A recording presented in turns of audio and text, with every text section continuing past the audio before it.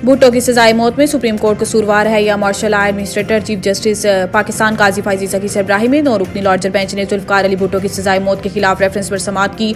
Bench में justice Sardar Tariq Masood, justice Mansoor Ali Shah, justice Yahya Afridi, justice Aminuddin Khan, justice Jamal Mandokhail, justice Mohammad Ali Mazhar, justice Hasan Azhar Rizvi और justice Musarrat हलाली शामिल थे।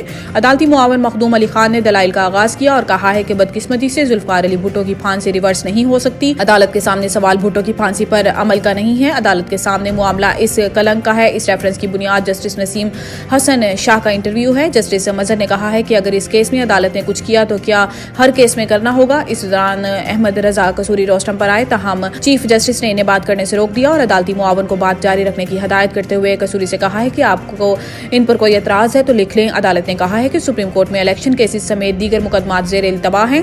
मुनासिब है इस केस को आम इंतखाबात के बाद सुने। बाद अदालत ने केस की समाअत फरवरी के तीसरे हफ्ते तक मुलतवी कर दी।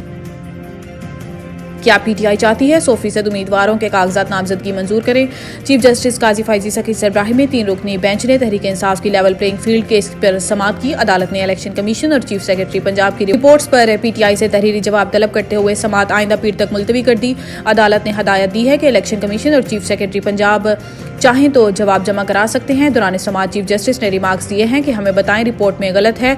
चीफ सेक्रेटरी पंजाब के तहरीरी जवाबात में अगर कोई गलत बयानी की गई है तो हमें तहरीरी तौर पर बताएं। जबानी बात ना करें, जुमलेबाजी ना करें, बताएं आपके लिए क्या ऑर्डर जारी करें। अगर मुल्क के किसी इदारे पर एतमाद नहीं तो बताएं, हम हुक्म देते हैं।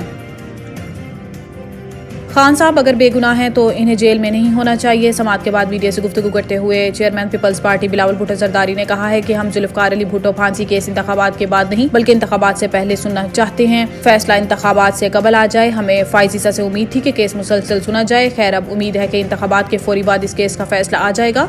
उम्मीद है हमें इस केस में इंसाफ मिलेगा और तारीख दुरुस्त हो सकेगी। बिलावल भुट्टो ने कहा है कि इलेक्शन 8 फरवरी को हर सूरत होंगे, चाहे अक़वाम मुत्तहिदा करारदाद पास कर दे। अगर 3-4 सेंटर उठकर कुछ कह दें तो इनकी बात ज्यादा वजनी है या चीफ जस्टिस का आईनी और कानूनी फैसला ज्यादा वजनी है।